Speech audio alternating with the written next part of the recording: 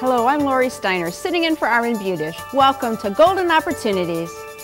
Today, if you've stopped adding to your IRA, you're subtracting from your nest egg. We'll help you recalculate. Are your collectibles worth cash? We'll sort out the antiques and imitations. Plus, if your essential life information is only divulged on a need-to-know basis, you need to know that your loved ones need to know now. And how to make sure you have enough to live on when your spouse must enter a nursing home. It's time to get GOing. On this 4th of July week, we have great ways to maintain your independence. So pull up a chair and join us at our kitchen table for Golden Opportunities.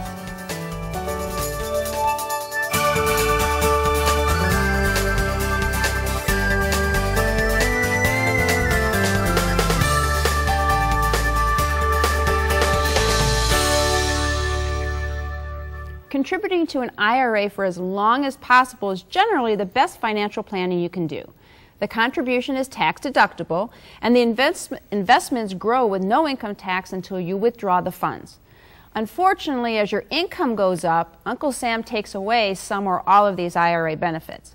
But Jim Lineweaver, certified financial planner with Lineweaver Financial Group, is here to reveal a little-known strategy to help you benefit from IRAs no matter what your income.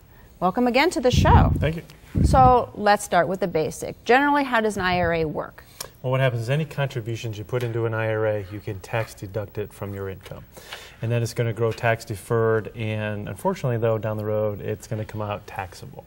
And so that's the big question mark at the end of the rainbow.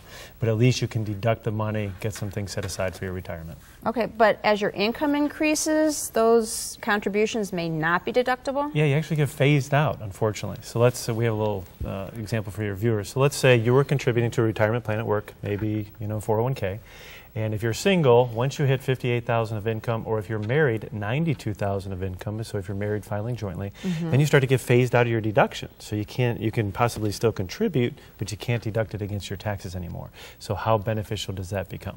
Okay. Is it the same thing for a Roth IRA contribution? There are limits, but they're much higher. They start around the $170,000 range and go up. So there's a little more leniency there, because at least on a Roth IRA, you're putting money in, it's after-tax money, and then it should go tax-deferred and come out tax-free, which is great, because if you pay taxes on a small amount of money, hopefully it grows well, and the bigger the piece of the pie down the road, you're going to get out tax-free.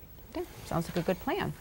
But we did mention to our viewers you're going to talk about a strategy that allows them to contribute even with higher income than the limits are. Yeah, so let's say you're phased out. You could even be Bill Gates or Warren Buffett. And you want to put money into an IRA. I want to be one of them. Yeah, that's right. Maybe a little pocket change for you. But needless to say, what you can do, and it's much simpler if you don't have other IRAs. So let's say you don't have one.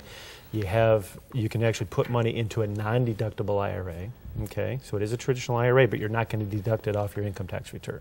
And then what you're going to do is turn right around, and you're going to convert that to a Roth. So let's say if you're under age 50, you can put in $5,000. If you're over age 50, you can put in $6,000.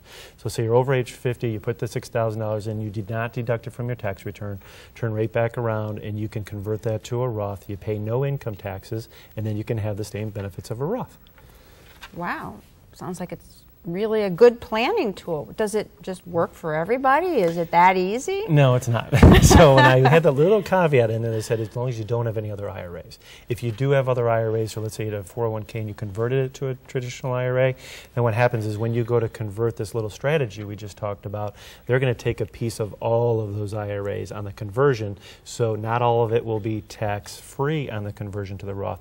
Some of it, or maybe all of it, could be taxable. Still could be a good strategy, but this is where you got to dot your I's and cross your T's before you do it, so you know you're getting into. I mean, isn't it a good idea, even if it is end up being taxable, to get that tax deferment? Yeah, but we have to see if it's going to jump you up into another marginal tax bracket, and maybe cause Social Security payments and Medicare and stuff to be taxed too. So there's some other caveats which you really got to be careful about. Okay, so get some advice on that. Investing in IRAs and Roth IRAs can be the best possible way to prepare for a secure retirement. And while Uncle Sam places limits on the use of the IRAs, there may be limitations on contributions. There may be ways to avoid those limitations.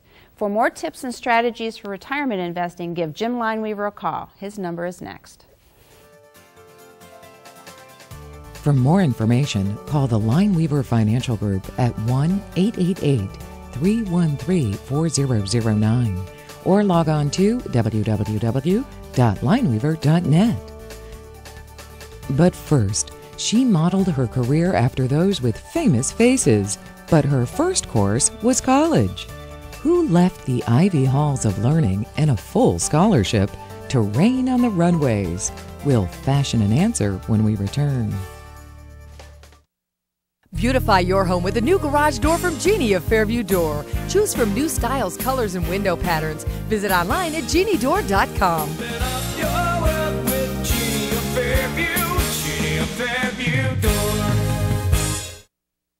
Hi, we're the next generation of the Arslanian family. Do you know we specialize in the cleaning and repairing of area rugs? Arslanian Brothers offers free pickup and delivery. Make your rugs look brand new. Arslanian Brothers, the name you can trust. Call us today. Supermodel Cindy Crawford conducted a very successful experiment. After one semester at Northwestern University, she stopped studying chemical engineering and instead studied style. The result? A model career. Remember Dragnet? They asked for just the facts, ma'am. Well, here's a fact that's frightening. Coronary heart disease is the leading cause of death among men and women in the United States. To help us solve this puzzling case, we've brought in our medical detective, Dr. Christopher McCoy. Dr. McCoy is an interventional cardiologist in the Heart and Vascular Center at Metro Health. Welcome to the show. Thank you for having me. Well, first let's talk about a heart attack. Describe what happens to the heart during a heart attack. So basically a heart attack is caused by atherosclerotic buildup in the arteries. And when one of these arteries plaques ruptures, the artery becomes completely blocked and the muscle supplied by the blood through that artery that's not supplied any longer begins to die. Ooh, okay, so that's a bad thing. Is a heart attack a random attack, or is there something going on there that you can watch for? Yeah, sure.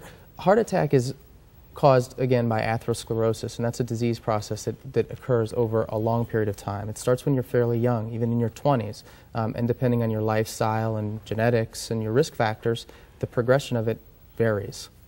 Okay, wow. So even in your 20s? Well, that's a scary thought. Usually that's when it starts, but, you know, depending on what you do throughout the course of your life. So this plaque is building up, and then what happens with the plaque? Well, what ends up happening is that one of the plaques will rupture. There's nothing that we can specifically say that always triggers it. Certain different things can at times, stress, activity sometimes. And then when the plaque ruptures, a clot forms in the artery, and that's what causes the blockage in the artery. Okay, so the blood clot, it's blocked. What happens at that point? You said the muscle starts to die? Yeah, your heart muscle, like all the muscles in your body, need energy so that they can function, and your blood is the source of that energy. So when the muscle no longer gets energy, it can no longer function, and permanent damage starts to happen really within 20 minutes. Oh, so it's irreversible. It's a fast. You have to get care fast, right? Exactly. How much time right. do you actually have when something happens like that? Well, you know, if you're somebody that has risk factors for coronary artery disease, you should seek medical attention right away. The faster that you seek attention, the more heart muscle that you'll save.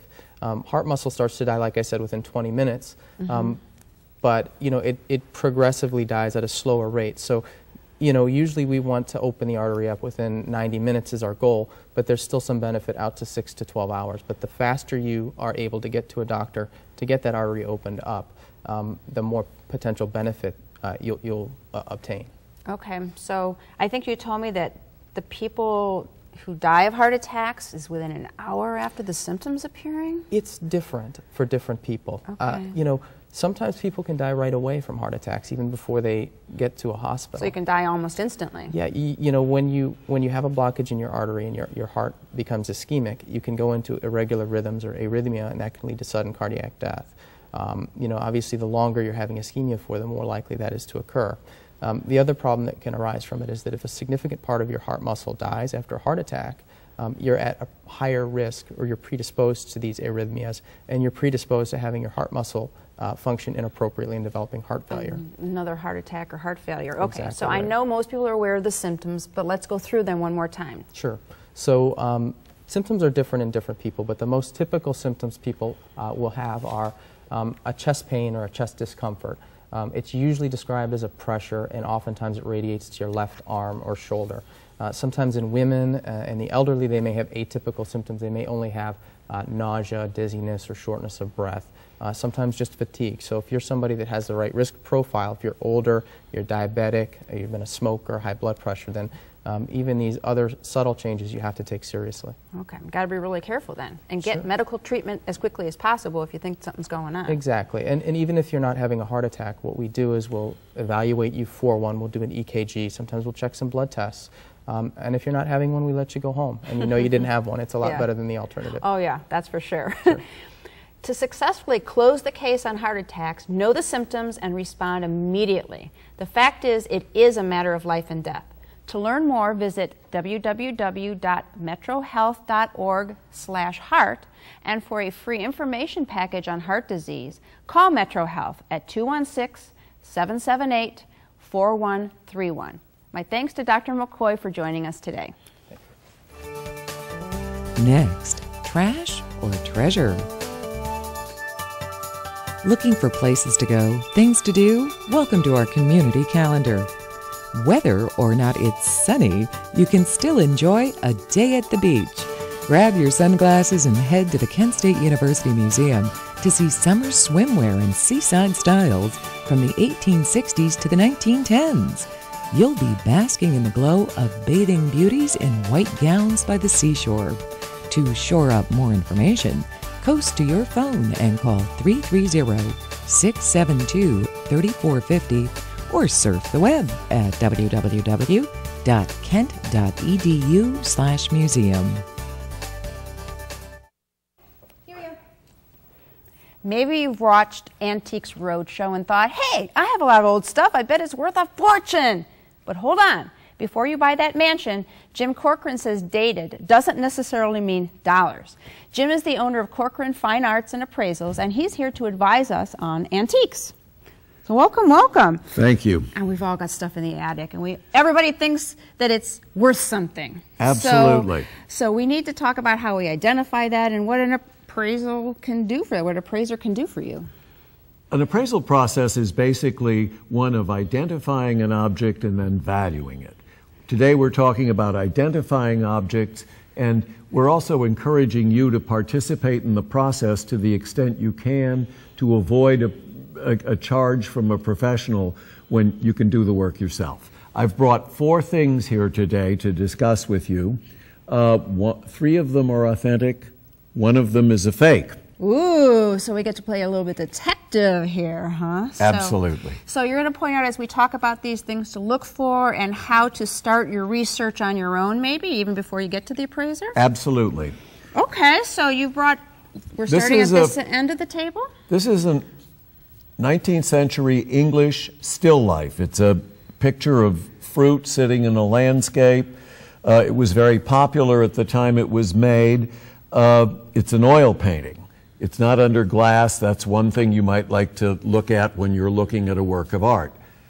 Always important when you've got a painting or something framed to look on the back of it. You'll notice here it's actually titled and the artist's name is typed in as well on this tag. The tag came from an auction house, which means this painting has been sold in an auction sometime in its previous existence. In addition, you look for a signature on the work on the front, and in this case, the signature of Oliver Clare is right here in the left-hand corner. Now, something with this much data would permit you to go to either an eBay site or to Ask Art and look up Oliver Clare, and although it won't give you price information, it will tell you a lot about and give you other images of Oliver Clare's work. It's part of the research. Okay. So is that one real? This one is real. I've brought 2 things from Cleveland because I thought Cleveland artists frequently turn up in Cleveland attics and in houses. This is an enamel, copper with an enamel design painted on it and then fired. The artist who did this was Ed Winter. He did this about 1950 in Cleveland, and it's an important piece. If we look on the back of this one, and this is important, keep looking on the back, It has not only an inscription on it to George, president of the Lakewood Art League, but it also has Winter's personal signature in the enamel and a date.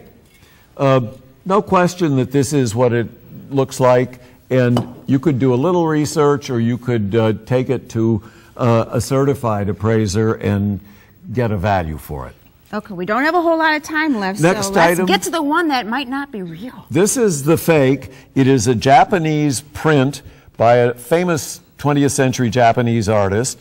It looks real, but we discovered in examining it that on the second sheet to which it's glued, it says, "A gift from the Sumitomo Company of Japan," and it was produced in the thousands and distributed to clients and friends. Wow. All right. Real quickly, one last piece here, and then we got to wrap it Last up. piece, a contemporary lithograph by a Cleveland artist named James Brand, recently produced, signed, and with a number indicating the size of the edition on it. All right. Also authentic. Also authentic. All right. This was informative, and tips on how to get your information straight and get to appraiser then if you think it's worth something, right? Yes. All Come right. see us. Are your family finds worth some funds? Follow Jim's advice to figure it out, or give him a call. His number is next. Find out more by calling Cochran Fine Arts and Appraisals at 216-767-0770 or click to www.cochranfinearts.com. Next, a go-to guide for after you're gone. It's time to get up and go. An exercise minute on golden opportunities. Hello everybody, I'm Mike Carbon from Breakout Fitness, and today we're going to do a basic quad stretch to stretch the main muscle in our legs. This is a great exercise that we can do either before or after any physical activity to help keep us loose and limber. You ready to go? Oh, absolutely. Excellent. Now all we want to do is we're simply going to grab our right foot with our right hand. We want to keep our knees nice and even. We don't want to lean forward or back too much. Just pull your foot into your backside and feel a nice stretch in the front of the legs. We're going to hold it for a 5 to 10 count, and then we're just going to go ahead and switch. Let's try to switch sides. Pull it on in there. Feel a nice stretch. Remember to breathe. Deep breathing always helps during stretching. How you feeling? Good. Excellent. All right, everybody. Now it's your turn to get up and go. For your copy of the exercise booklet, please send $1 for postage to Golden Opportunities, 23240 Chagrin Boulevard, Suite 450, Beechwood, Ohio, 44122. Your will, your safety deposit box, your insurance info. After you're gone, will your loved ones know where to find all of your papers? Will they know who to contact? And are you even sure you have all the information that they will need to begin with? Perhaps the greatest gift you can give them and yourself is a guide. Nikki Evans is the author of My Survivor's Guide, and she's here to help us remedy our record-keeping problems. So welcome to the show. Thank you. Welcome. We all know we should have our important papers in one place, but what is the principal papers that we need to make sure we've got together? Well, first of all, I don't know that it's important to have them all in one place. What's important is to know where they are and document where they are for those loved ones. But probably the most important document is a will.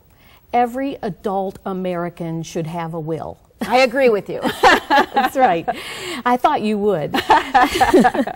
Anyway, that's going to be the greatest tool that those loved ones are going to need to wrap up your estate, no matter how big or how small it is. Okay. Other documents are loans that you've given children or friends, what people owe you, vehicle titles, tax records and backup records for going back 7 years, marriage certificates, all kinds of documents that we haven't thought of that would be important they're going to need.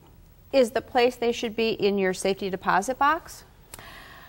Well, I have 2 stories about safe deposit boxes. One is my friend Ellen, whose mother died, and she had taken her mother to the safe deposit box at the bank. And when she died, she knew which bank to go to, but couldn't find the key anywhere. She ended up having to hire a locksmith to come in to help them get in that box. It is an unnecessary expense. And then my friend Ben's mother died very organized, had the key But he had never taken her to the bank and had no idea which bank it was. It was not the bank where she had her checking account. After 6 months of contacting all the banks within a 10-mile radius of her home, he abandoned the search. Oh dear. I hope there wasn't anything really important in there. Well, I hope too. But the point is, you can put whatever you want in the safe deposit box, but just be sure to tell somebody or write down which bank and where the key is. Yeah, that's important. So what other information should we include for our survivors that we may not even think about? Well, we all know that family and friends will be notified, but you might not have thought about social organizations that you volunteer for. People will need to know you're not showing up to volunteer that week. And my mother, for example, is a member of 2 bridge groups, and they'll want to know also she's not showing up for bridge that week when her time comes, which I hope is a long time from now. But your family physician might not be involved and would need to know. Your health insurance company will need to know. Sure. All kinds of people. Okay. And they're all listed in the guide, so you can just check. So should we also include preferences for funeral or memorial services? It's a great idea. There are 2 options. One is to join the Cleveland Memorial Society, which is for Northeast Ohio people. It's only $15 for a lifetime membership. And you pick from a list of currently 9 funeral homes who will provide, when your time comes, a very cost-effective cremation, simple cremation or burial. That sounds good. And that means that your survivors won't have to pay an arm and a leg or make decisions that are going to cost them too much money. The other option is to go to a funeral home and make arrangements and prepay for them. So then you could just say, when my time comes, off you go to this place, and everything, all those decisions are made for you. Yeah, and you've got a guide that can help everybody bring all that information together. I think that's a great way to do it. So your loved ones will already be overwhelmed by your death, but you can make it easier by guiding them to all the information that they're going to need. To learn more or to order a copy of the guide that we have here, use the information that's coming up next. My thanks to Nikki Evans for joining us today. Learn more about My Survivor's Guide by calling 216-544-0212 or visit www.mysurvivorsguide.net. Next, protect your financial security when your spouse must enter a nursing home. Hi, I'm Trapper Jack at Nelson Vein Clinic, where varicose veins just fade away. Barbara is here. How long ago since the procedure? 3 weeks. What did you notice right away after Nelson Vein? It's all gone. Pressure was gone? Oh, it was all, yes. Pain's gone? Yes. And it's covered by insurance. That is one thing that got me here. That was a big relief. She's very good at what she does. She's terrific. You can hug her like I did. Isn't it time you took care of your varicose veins? Call or log on to nelsonvein.com. Did you miss a phone number or website? Then here's your second chance, because we're going to list all of that information again. Then we'll be back to tell you how to make sure you aren't homeless if your spouse enters a nursing home.